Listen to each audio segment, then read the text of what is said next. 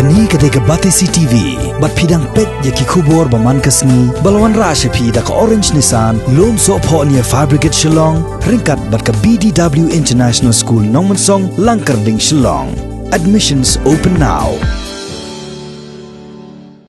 Kayeng dorbar tawaan jong kajala, haka kat kandai tereng, mentau benai leber arajar arpau, kalaman jor ban pelong ano ya kameglia Identification, Registration, Safety and Security of Migrants Workers Bill 2020 nakamenta ban perking ya kejingwan bela laj luot jong kibar jala siapa kani kejala meglia ya kani ka bill lawan ra do sembut menteri rangba kejala uba plus tun tensong uba petru ya katnat labor Shua ban manjor ya kani ka bill kaladan ru kajing persya na ki MLA jong kasang kongres kibasyong hakal yang persya na ka bapen pau ba ya kani ka bill la idon kam man pha shwa sya ka select committee namar ha kajing sngo jongki kani ka bel kampat long satia ka bakhlan ban perkhengi kajing wan tre bela sngi jongki barjala siapa kani ka jala Sri Preston Tinsong, Deputy Chief Minister in charge, Labour, to move that the Meghalaya Identification, Registration, Safety and Security of Migrant Workers Bill 2020 be taken into consideration.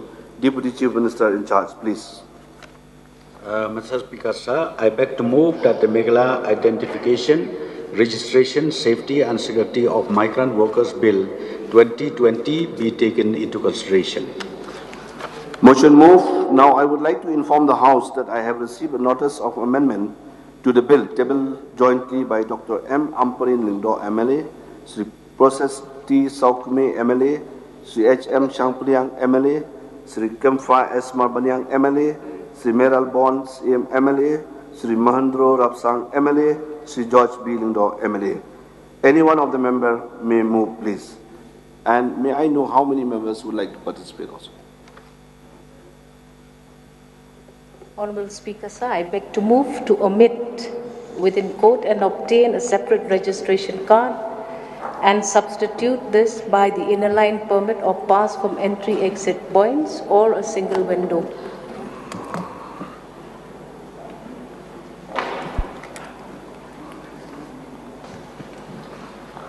Now you may initiate.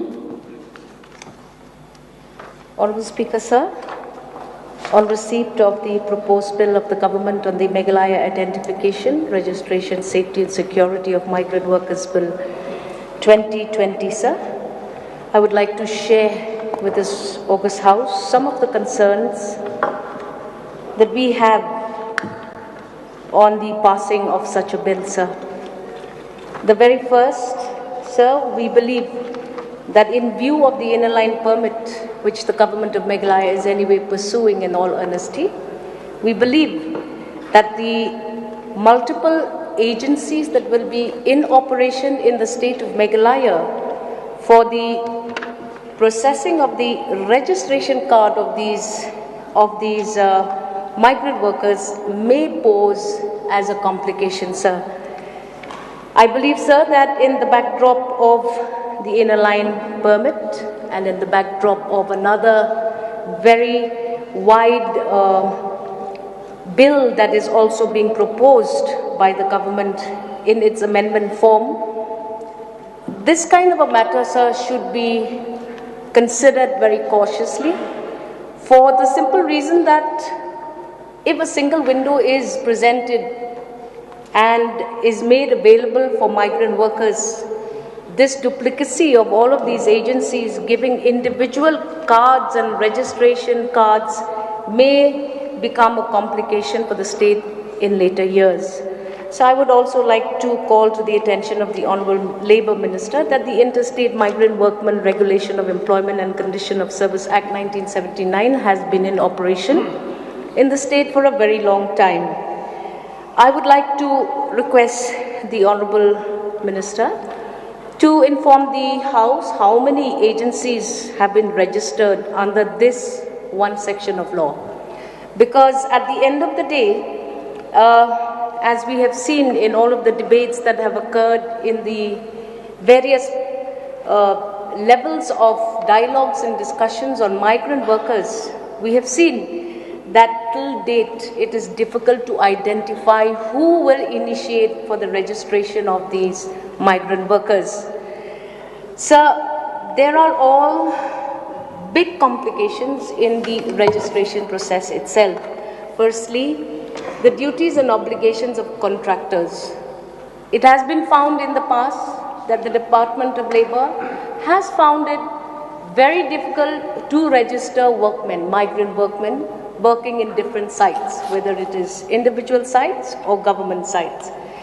So in the Chapter 4 of the Interstate Migrant Workmen Regulation and Employment of Condition of Service Act 1979, we have seen that the obligations of the contractors go way beyond the capacity of a contractor, especially if the contractor has in no way engaged himself for the transportation of these migrant workers to the state of Meghalaya. Usually, the practice, as has been found in the workforce market in the state of Meghalaya, contractors don't seek workmen, but it is the other way around. So, we also are posed with several other lacunae, even in the Interstate Migrant Workmen Act of 1979, where we have seen that there is in the chapter under the welfare and other facilities to be provided to the interstate migrant workmen, there are many conditions of workmen that till today have not found space and attention in their working in our state. So we have also seen that in this particular bill, it is proposed that a migrant worker would be able to acquire an identity card and will be able to remain within the boundaries of our states or remain in that work for a period of 179 days. It has also been seen that in the state of Meghalaya, 90% of workforce sites do not require an interstate workman for such a long period of time. And there is a high likelihood that 179 days for the workman may come into conflict with the inner line permit that is anyways being prepared by the government of Meghalaya. So, places of stay, welfare of workmen, whether migrant or local, should be a priority of the government of Meghalaya. And we've seen that even in the recently processed scheme, where there are welfare schemes for the workforce under the cess scheme of the government of Meghalaya, numbers of registered workforce are still very low. There is still very sparse information being provided to workforces across the state on all fronts. We've seen that migrant workers, I don't know, the numbers maybe could be shared by the Honorable Labour Minister with us. So we may know out of the numbers that have been registered by the government of Meghalaya through the Department of Labour, how many such individuals actually belong to the migrant heading. So the other thing is that we've seen now that with the introduction of this bill and in the likelihood of it getting passed, there are so many authorities that need to be put on a common task force. We've seen that the implementation of this bill will entail the cooperation of contractors, the cooperation of even house owners, because they will be living under the watch of tenants. We've also seen that police stations should be roped in. We've also seen that finally, after the entire registration process is done, a copy of the application of this identity card for the labourer goes as a copy to the Labour Commissioner of Meghalaya, which means there is a slight confusion or a slight confusion on my personal part to understand how is it that the Labour Commissioner has been roped in last. wherein only a copy of this application actually reaches his table. There have also been other challenges that I can see. For example, within 30 days, this registration has to be given to them. If within 30 days this registration is not given to them, the workforce or the migrant worker himself can appear or appeal to an appellate body, wherein fair opportunity of hearing for the cancellation or the refusal of the registration of his application for registration card as a migrant worker. So I also feel that there are certain compromises under the safety and security sector of this sections of this act, which need very keen attention. For example, there are some there is a mention of offences under the offences and penalties of section 10, where they say that whoever not being a migrant worker intimates, harasses, threatens. So, sir, there are all of these A, B, C, D, E, F, G sections here, subclauses here, which, sir, to me, I feel require a lot of thinking, a lot of understanding, and finally to be able to have a comprehensive law for the safety, security of migrant workers, alongside the very fact that they have anyways been regulated and their employment conditions and services are already attended to in the 1979 Act. There is a need, sir, to send the bill to a select committee for greater understanding, and maybe we need to wait for the passing of such a bill post ILP decisions, because again we will have a single window presumably in the entry and exit points, which again corresponds to another big bill, another big act, which is anyway being considered actively by the government of Meghalaya. So having submitted all of these observations, sir, I feel that we first need to understand as to whether or not there are principal employers in this entire debate of who will actually register the migrant worker. So with these few observations, I would request the Labour Department to take some of my observations, or if my observations are unfounded, to accordingly make me understand why I have these unfounded fears. And my take is that, sir, you would support that this bill be sent to a committee, sir. With these few words, I resume my seat. How many more members would like to participate? George, P.T. Sokmi, just two. Okay. Honorable Speaker, sir, I also rise to participate in this very important discussion pertaining to the Meghalaya Identification, the Registration, Safety, Security of Migrant Workers Bill 2020. The preamble of the bill reads, to provide for maintenance of public order and for the protection and safety of migrant workers in the state of Meghalaya by identification and mandatory registration of all such workers in the state, and to prevent the commission of offences, harassment, intimidation, discrimination, and such other omission that may affect the safety and security of migrant workers, and to further ensure the safety and security of all migrant workers during the course of employment within the state of Meghalaya and for matters connected therewith. So, sir, based on this introduction to the bill,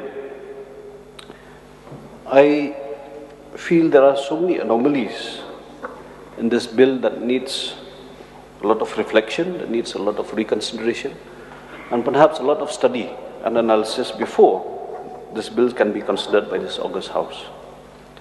So the issue of migrant labourers is always a vexed and a very complicated issue. There's not only our state, but then several countries are facing challenges in regulating and streamlining their policies when it comes to migrant labourers. So this is a challenge for the entire world itself. So, sir, this bill again attempts another regulation to put another regulation in place through registration and periodic renewal. So the bill also empowers the state not only for ensuring security and safety of the migrant workers, but also to provide them with legal aid. This is what has been drafted in the bill. Now, sir, I want to know as to what are the deficiencies in the current labor licensing system that now compels the state government to bring a new law for registration of migrant workers. We already have a labor licensing system through the labor commissioners, through the district councils. So what are the deficiencies that the government has found in the current system that has compelled them to bring this new bill? That's number one. I also want to know whether any expert group or committee that was constituted for the purpose of examining the current system. So if there was such an expert group or committee, maybe we made to know the recommendations and also to analyze the impact of such a bill, of the recommendations, analyze the impact of their recommendations before a bill of such nature is brought to the House. So, when you talk about labor and skills, this bill also does not specify on the specific skills. It is open-ended. So, as per section 2K, work means any work in any establishment. It's like opening the floodgates of laborers to come into the state, and it's an open invitation from any part of the country to gain employment within the state. This can, in fact, wreak havoc for our livelihoods, especially the unskilled laborers, as we are already competing against low wages. So therefore, sir, this bill, I fear that may drown the state's unskilled employees, the laborers, in unemployment and ruthless competition. So till today, whenever a contractor requires laborers, he would apply, he will put in his application in the labor commissioner, get the labor license, and then bring in the laborers. So it's all demand driven. Whenever there's a need, then only the contractor will approach the labor commissioner. So it's all demand based. But this bill seems to be supply driven. Means whether we require or not, these workers can come, register, and if it is vetted by any contractor, whether he requires the laborers or not, these people can come and go for, put an application before the authority concerned. So, since it is a supply-driven system, there will be disruption in the labor market. A migration policy should always be implemented after genuine analysis of labor market shortages and also the demographic trends. We cannot ignore all these. So a bill of this nature that can also bring overnight changes in the demographies would need rigorous consultations with our social and traditional stakeholders. So as per the bill in section 9.2, the role of local authorities has been left only to get reports on incidents that threatens the safety and security of any migrant worker. So the headmen, rangbashnongs, the nokmas will be brought in only if there is an incident of threat to the security and safety of the migrant workers. So my concern is, if the role of the authority, local authority, is not defined at the time when migrant laborers are brought into his locality or area, why are they being burdened if any untoward incident happens? Normally, if any headman does not know the start or end of anything, if you try to rope in him in between, he may not participate. He will not be wanting to be part of anything where he has not been involved since the beginning. So, sir, I have seen that when local authorities are brought on board at every stage, the support and initiation becomes very, very proactive. So this bill has a serious deficiency in that regard. So we also need to review the roles and responsibilities vis-a-vis the entry and exit of the migrant laborers on their dwellings. If suppose they are working in particular village or in particular locality, how the entry-exit will be facilitated, so that, and the dwellings where they will be, the institutions that they are going to work, everything is silent in that regard. So, again, sir, I need clarity on this. I therefore, sir, propose also for defined roles and responsibilities for the traditional institutions. And so the biggest stakeholder when it comes to labor licenses, the district councils, we don't seem to have any mention of the district councils here. They are totally cut off from the entire bill itself.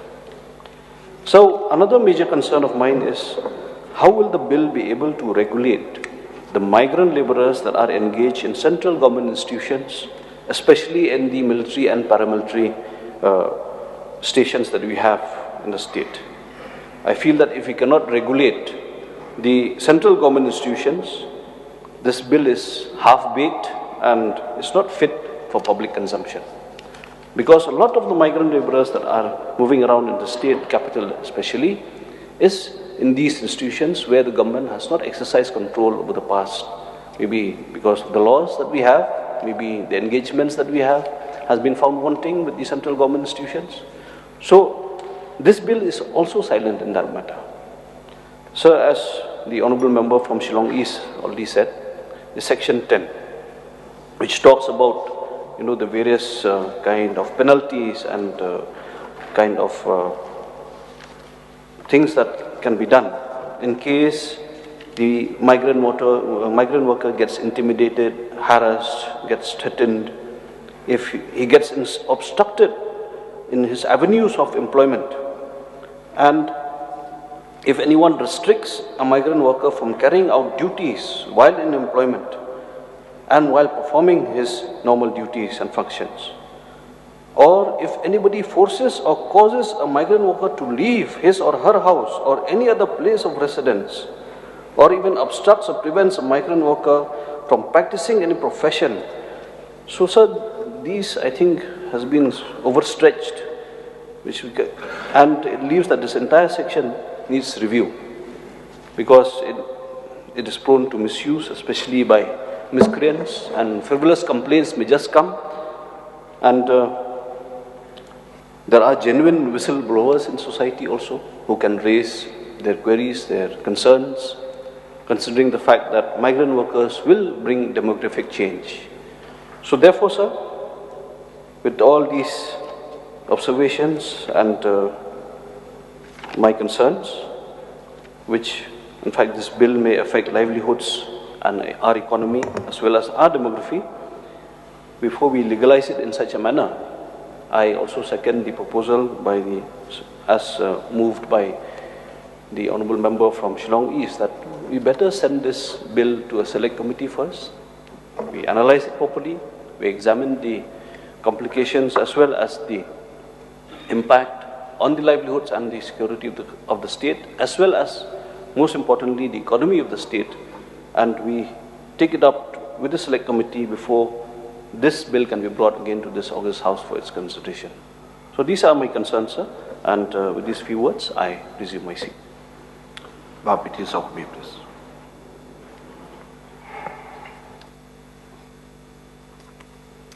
Mr. Speaker, sir. Thank you, sir.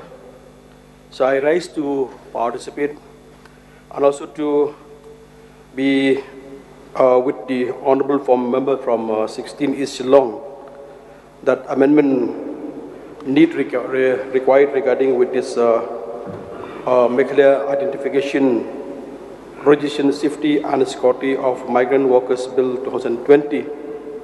Second to that, sir, I support the proposal of the 16 East Shillong that this bill need to be sent to select committee on the condition that I would like to put forward, sir.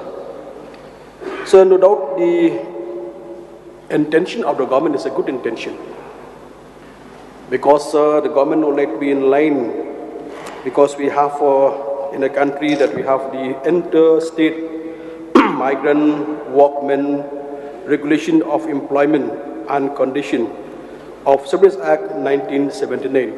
Government would like to go with this regulation, sir.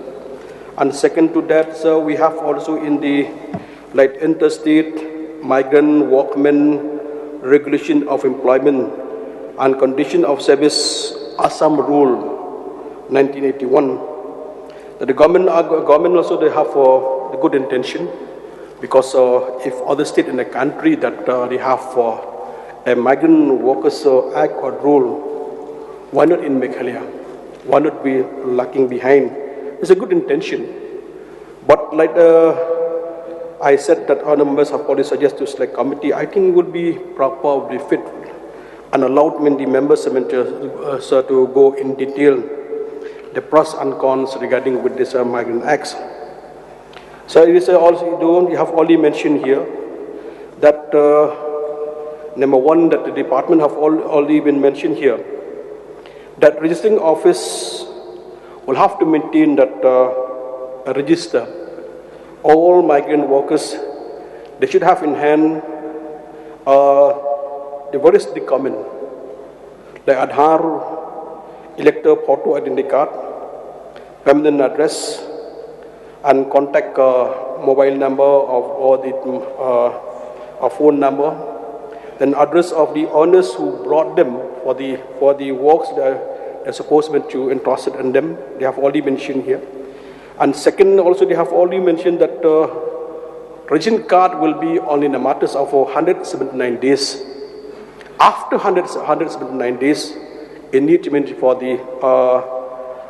the migrant workers to renew. That matter will be taken care by the owners. That matter will be taken care by the contractors itself. In the meantime, sir, after the registration office, they have received all the documents from the migrant workers. What they have to do that the documents will be furnished to the nearest police station, local authority, then the traditional head like Nokma, Im, Sardar, Waheshnong, Wahadadar, Rang Bashnong in Garus, Jantia, Garu, Khasi, and Jet Hills. That is mean that after that the registered office receive all the documents have to send them to the nearest police station. And the second to that, sir, you have also to send them to the nearest police station for the information, for the action, and also to make sure that that migrant workers, they are coming here only for the work, not for the other job or the business. That is the intention.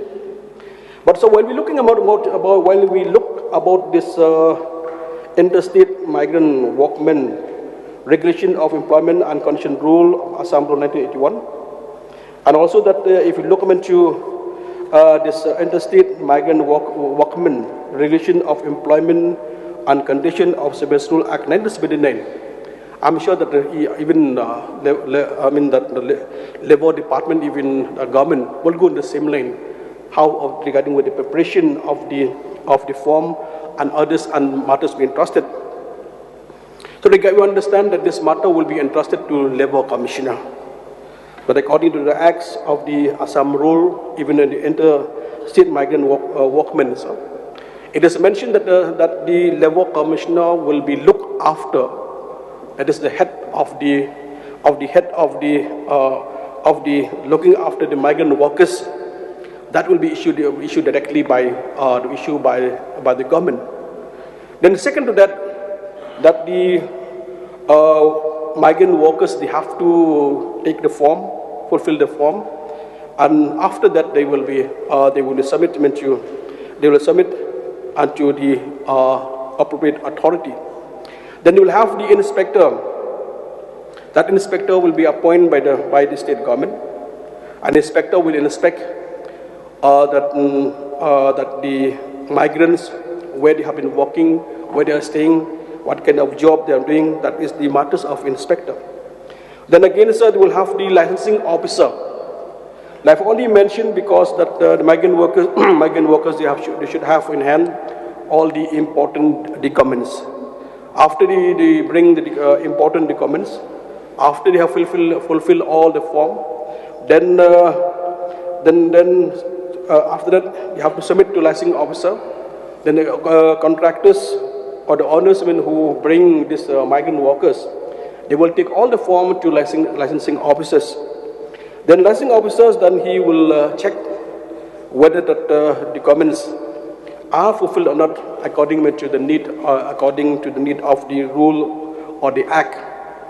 Then after that, after the licensing officers have received all the application, then in the independent march. With the licensing officer whether to grant him that license or not, it depends on him. That is provided if he fulfill all the requirements asked by the department. In addition to that, sir, there will be also a fees, because normally that the fees they have to go according with interstate migrant workers workmen regulation employment and condition of service rule act 1979. That should be a minimum fees of rupees 30, and that the maximum fees will be 750. Department will work regarding with whatever required. What is important, sir, regarding with this matter that I've already mentioned, there's so much of concern. The first, I've already mentioned, the government feel that why not we have our own Migrant Workers Act or rule. The second to that, why we lacking behind.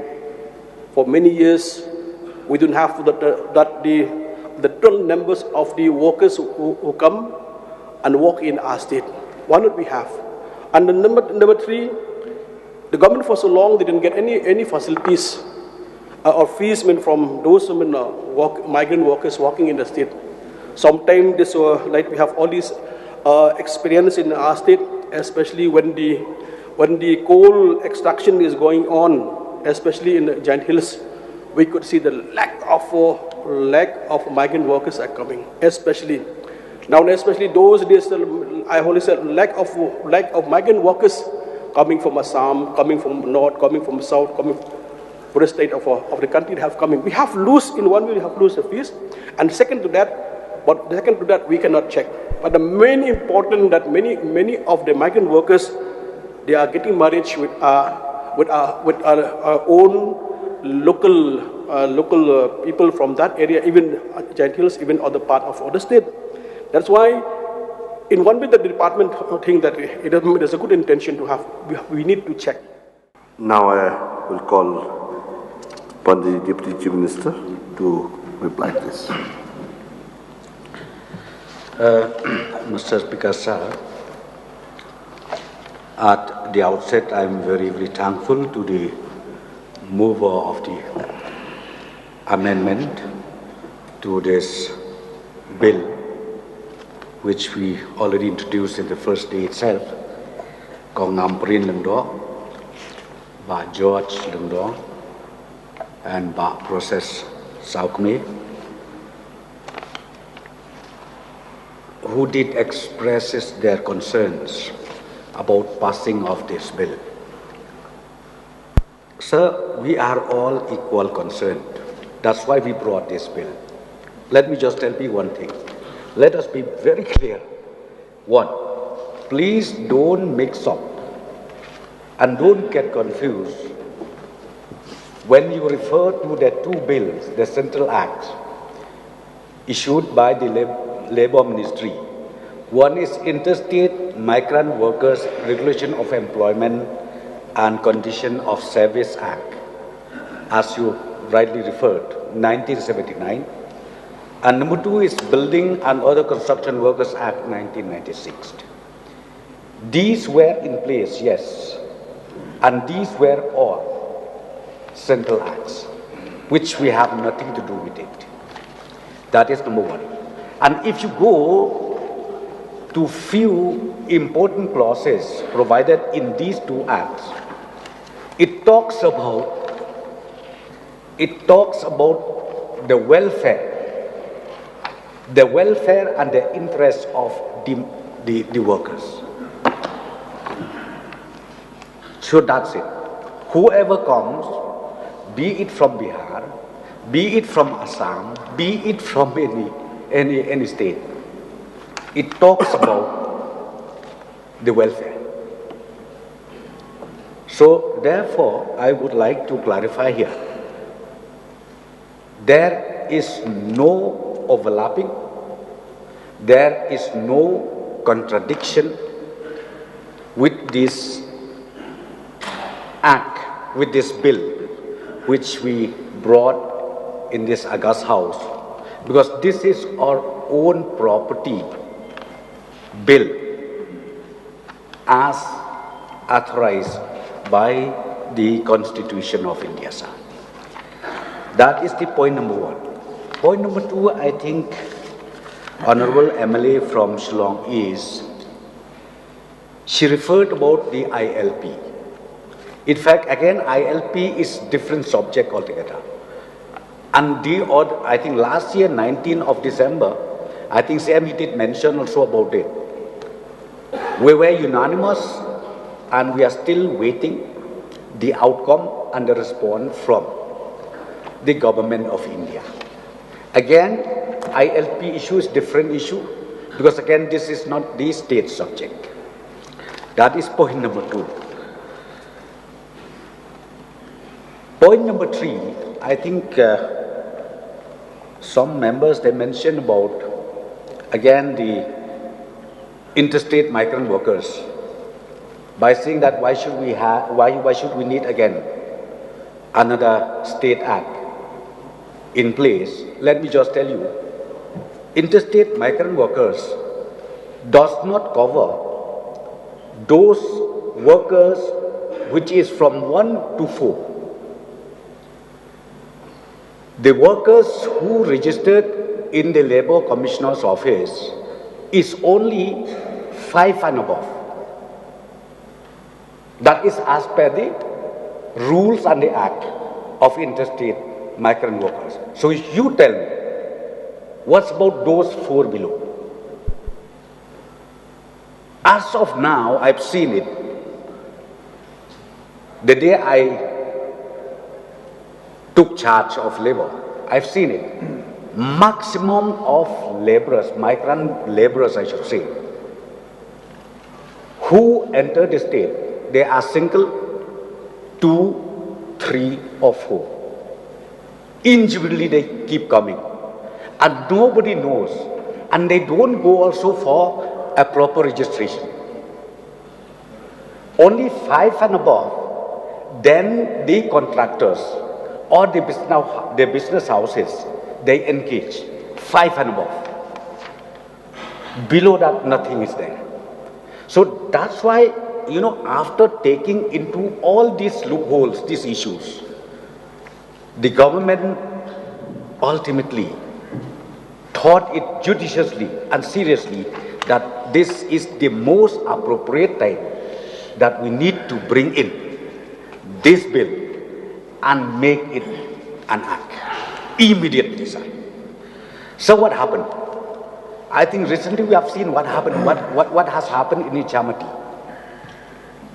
I'm telling you, sadly to mention, I think more than 500, 600 laborers were taken out of that place, maybe to Assam or maybe somewhere else due to their safety.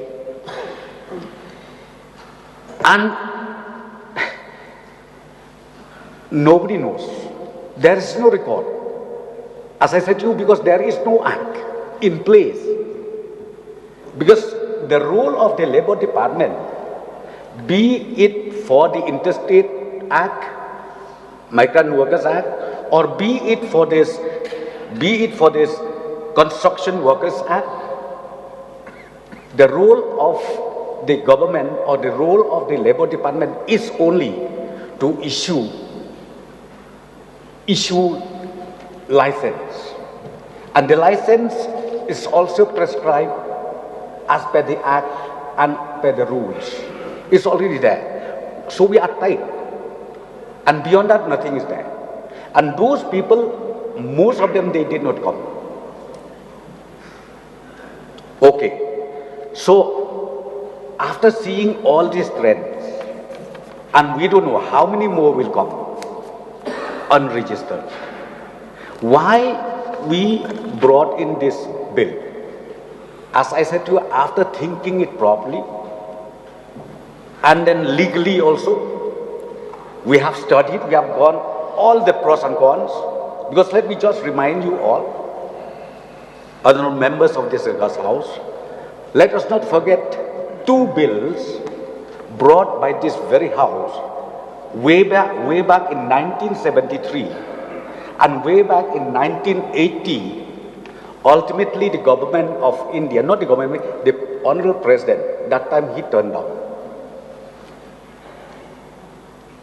One bill is known, though I don't remember proper name, one bill was known as residential, and the other bill was employment. So ultimately, we were ended in the air. So therefore, what I'm saying is now, judiciously, we have prepared this bill. For whom? For whom? If you look, Mr. George, Honorable MLA from Ubno, he said, it seems this bill is a threat for our people. But Prof. also said maybe it's a threat for the employer. But I'm telling you, both sides of the coin. If this bill, this act is in place, we are safe. Okay, what? You talk about the workers or the laborers. As per this bill, it is mandated that you have to get a registration. Registration card has to be there. Those people who does not get registration card, the law will take its own course. You need to go back, sorry. Because this registration card will be issued only to those people who are not a resident of Meghalaya. But let me make it clear also. It does not mean necessarily non-tribal. We do have our brothers and sisters non-tribal who have been part and parcel of Meghalaya. They don't have to. Let me make it clear. You may say that this one is only for non-tribals. No. Genuine citizen, permanent resident of Meghalaya, they don't need to get registration card. But those floating without the card, the law will take its own course. That is one. Number two, the point number two is this. See, let us understand one thing. Since it comes to individual laborer, when we target now to individual, up to individual, even the maid servant is subjected. Maid servant also now is subjected to this registration.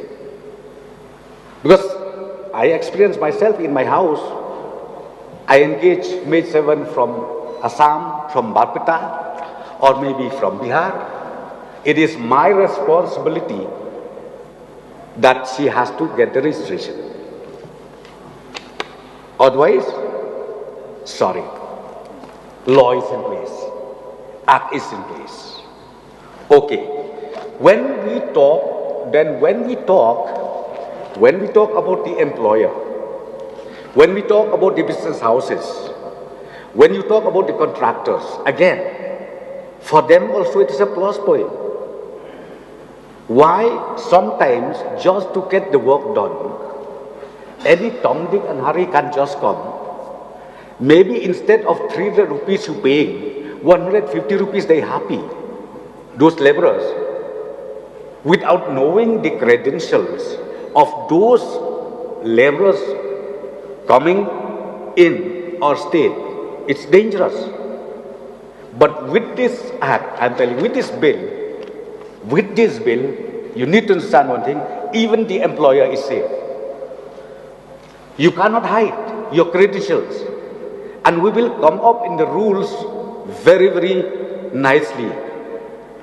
In the rules, will come up very nicely. See, I think our Honorable MLA George, he talks about this Para 2K, and then 9.2, Section 9.2, and then Section 10. But I'm telling you, this is, see, when we talk about the bill, which is to be adjusted from both sides, we need to bind it. Otherwise, the act to be passed or the bill which is to be passed will be a toothless mechanism. So we need to have, Mr. Speaker, sir, I personally feel we need to have that. It has to be there. And number two, we also mentioned about, I think, about process, he said 179 days. Why we said 179 days and thereafter you need to go for renewal? Because why? Even the election commission says in their manual, anybody who stays beyond 6 months, they may be entitled for this. So we break it at least 1 day. So we put it 179 days so that we can play our role beautifully. So I think that is the intention of the government, sir. So, sir, I think when you talk about, again, Honorable MLA from Ubroi, he did mention about the local authority. Why we put in the definition, local authority? See, nowadays, without the traditional heads, I don't think anything we can move on. We put, and then please don't worry, because this is only the main act, the main bill, but we will come up nicely in the rules. Once the bill becomes an act, then we will frame the rules. What is the role of the Rangbachnong, the Nokma, or the Doloi, and so on and so forth? What is the role of them? Assisting the government. And then assisting those people also, those migrant workers also. Because you never know, some of them, they may come with bad intention. But with the knowledge of their local authority, local administration, I'm telling you, it's so easy. Just 10 minutes, you will be able to catch this film. So this is the intention of the government. So I would like to request, therefore, of course, all of you, your submission is referred to select committee. But for me, I said, please, let us pass it. Bill can always be, act can always be amended.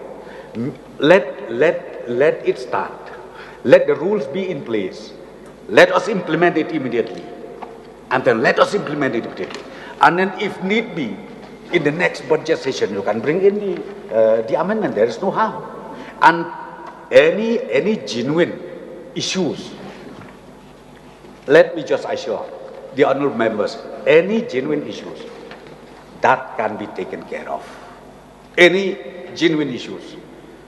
Anything which wanted to maybe to bring in the form of amendment, that we are accommodative and we are ready also to change it. So, Mr. Speaker, sir, with this few clarification, I would again request the mover, the honorable members, please join with the government. At least let us go ahead passing this bill and we pass it unanimously.